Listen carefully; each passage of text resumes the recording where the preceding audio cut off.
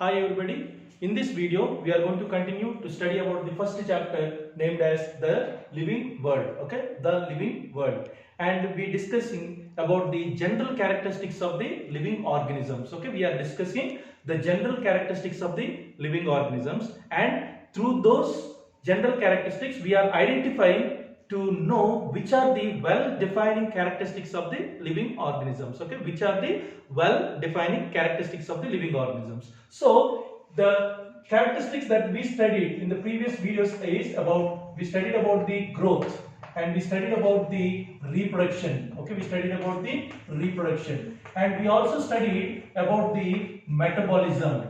Okay, we also studied about the metabolism, and we concluded that growth is not a well-defining characteristic. Okay, growth is not a well-defining characteristic. Reproduction is also not a well-defining characteristic of the living organisms. But when we discussed about the metabolism, we said that metabolism is a well-defining characteristic of the living organisms. So now in this video we are going to discuss about the sense.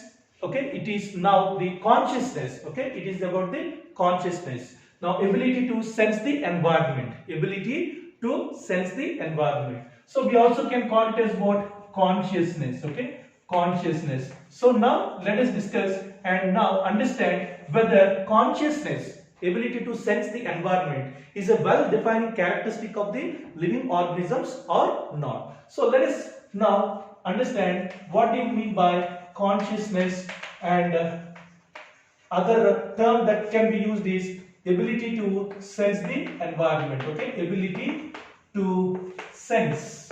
Okay, to sense the environment. This is what we are going to discuss in this video. Okay, ability to sense environment. So here, if you are looking at this consciousness, perhaps this is the most obvious and it is technically complicated feature of all the living organisms. So in the very beginning, we are saying that consciousness is the well-defining characteristic of the living organisms. Please remember that. Okay, it is a very complicated, or technically it is a complicated characteristic of the living organisms. So let us remember that consciousness is a well-defining characteristic.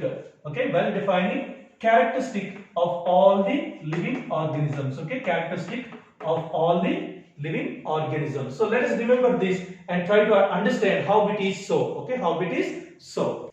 All the organisms, okay, if you are seeing all the organisms, okay, all the organisms, okay, have the ability, all the organisms, okay, have the ability to sense the environment. Please remember this. All the organisms are having the ability, okay, ability to sense, okay, to sense their surroundings, okay, to sense their surroundings, okay, to their surroundings, and or otherwise we can call it as what? Or environment, we say, or environment. So once they sense their, okay, having the ability, once they have the ability to sense their surroundings or environment, they show the response also. Okay, and they respond to the environment. Whatever they are sensing against towards that sense, they will be responding. So they respond to the stimuli. Okay, they respond. Okay, all the organisms will respond to the stimuli. Okay, to the stimuli of the environment. Okay, in the environment, let us say in the environment. So remember here now what we said: consciousness, or otherwise called as what? Ability to sense the environment, is a well-defining characteristic. Okay, it is the most obvious and technically complicated characteristic of all the living organisms. Okay, all the living organisms. And we said because of that we are saying it as what? It is a well-defining characteristic. Now all the organisms are having the ability to sense their surroundings or environment. So once they sense their surroundings or environment, they show the response, and all the organisms respond to the stimuli of the environment. These stimuli, or this stimuli, may be physical. Okay, it may be physical, chemical, or biological. It may be from physical, chemical, or biological. Please remember this. Okay, this is what we have to remember. We have to remember. And now, if you see that even the humans, let us say we respond to the stimuli in the environment through what? Through the sense organs, okay? Through the sense organs. So what are those sense organs that we have? Okay, please remember. Okay, please remember here that humans, okay, humans respond to the stimuli by the sense organs. Okay, humans respond to the stimuli by the sense organs. And what are those sense organs? Like we have the eyes, okay, we have the eyes which are sensitive to light. We have the nose which is sensitive to smell, we say. We have the tongue, okay, which is sensitive to taste. We have ears which are sensitive to sound, and we have the skin which is sensitive to touch. These are the sense organs by which we respond to the stimuli. We respond to the stimuli. In the same way, even the plants also, okay, even the plants also respond to the stimuli. Okay, so here we are saying, if you are looking at how the plants and animals or living organisms are responding to the stimuli, we are saying that if it is the humans, okay, they are using their sense organs to respond to the stimuli. And if you are looking at the plants, okay, plants also will respond to the stimuli. Okay, they have that ability. Please remember, plants are not having the nervous system, but still, because of the presence of different types of hormones, okay, which we are going to discuss in the other chapter, okay, there are chemical substances which help in responding to the stimuli. So what are those to which the plants will be responding? Now the light, they can respond to the stimuli such as light. They respond to the stimuli such as now the water, okay, they respond to the stimuli such as water. They respond to the stimuli such as temperature, okay, they can, okay, respond to the temperature. They can also respond to the other organisms, okay, they respond to the other organisms also. And also plants also respond to the pollutants, which means that wherever there is pollution, the plants may not be growing over there, which we are going to discuss in the other chapters. And here we said plants also have the ability to respond to the other organisms. Means what? If there is a microorganism that is attacking, okay, it will respond that that particular microorganism will not destroy the complete body of that plant. How it is possible? It is inbuilt because of the chemical substances that are there present in the body of the plants. They can protect themselves. As higher organisms like humans, they don't have the immune system to protect from various types of microbes or disease causing microorganisms. But still we should remember, plants can protect themselves from the other organisms. So the plants are showing respond to the stimuli for all these, either it is light or water or temperature to other organisms or even to the pollutants, they respond. Okay, that is called as what we are saying it as ability to sense the environment. We are saying ability to sense the environment. So what do we understand? That plants and as well as the humans are showing response to the stimuli. They are showing response to the stimuli. Okay, response to the stimuli. And here, not only plants and humans, it may be any starting from the prokaryotes. It may be from prokaryotes, okay, and till higher, okay, higher eukaryotes, okay, even higher eukaryotes. All the organisms, either it is a prokaryotic or eukaryotic, every organism is having the ability to sense their surroundings or their environment. This is also an important point we should keep in mind. So let us remember that it is not only the plants and humans which are showing the response towards the stimuli, but let it be a prokaryotic or a eukaryotic, let it be a unicellular or a multicellular organism.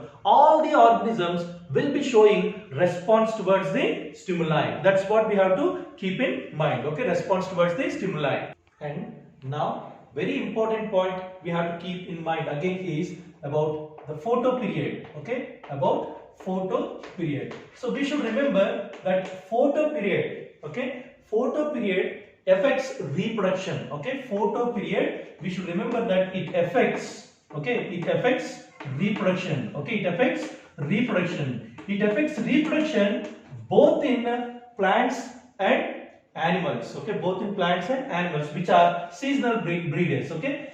Remember, first we should remember what do you mean by the word photoperiod. What is photo?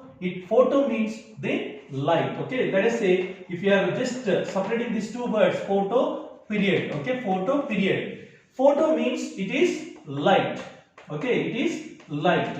Period means it is talking about the duration, okay, duration of light, okay. The meaning of this word is duration of light. So here duration of light is affecting the reproduction in most of the plants and animals, which we are calling them as the seasonal breeders, okay. We call them as seasonal breeders. Let it be the plants, okay, let it be plants or the animals. In both of these cases, the photo period is playing a crucial role, which means light, okay. Light is a stimuli, we are saying. Light is a stimuli. So every organism, either it is a plant or an animal, is responding to the light, which is a stimuli, which is working like a stimuli. It is affecting, the photoperiod is affecting the reproduction also in seasonal breeders. Means based upon the seasons, based upon the exposure of that particular plant or animal to that duration of light, they will be reproducing. Let it be a plant or animal. Let it be a plant or animal. So all the organisms, okay, all the organisms can handle the chemicals that are entering into their bodies. Okay, please remember this. All the organisms can handle the chemicals that are entering into their bodies, because they know what is entering and what is coming inside into their body. So they can handle all the chemicals that are entering into their body, and all the organisms are aware of their surroundings,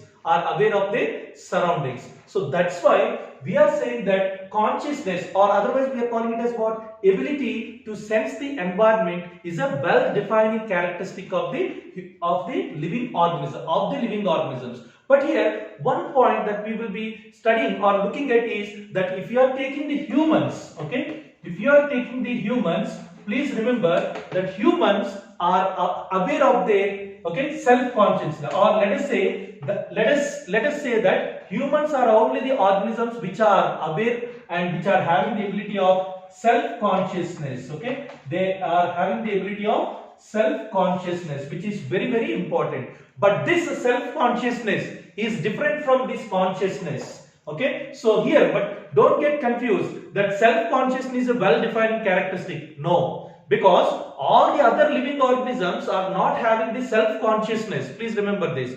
But only consciousness is the well-defining characteristic. But still we should remember that amongst all the living organisms, humans are having the self-consciousness, okay. Humans are having the self-consciousness, but this self-consciousness is not a defining characteristic. Why I am telling you and stressing this is, in some questions they may ask you like, which is the characteristic, well-defining characteristic of the living organisms, and they will give you options like, growth. They will give you second option as consciousness, third option as self-consciousness, fourth all of the above they may give. But you should be careful that self-consciousness is not a characteristic, well-defined characteristic of all the living organisms. It is shown only by the human beings. So we have to keep this point also in our mind. Okay, we have to keep this point also in our mind.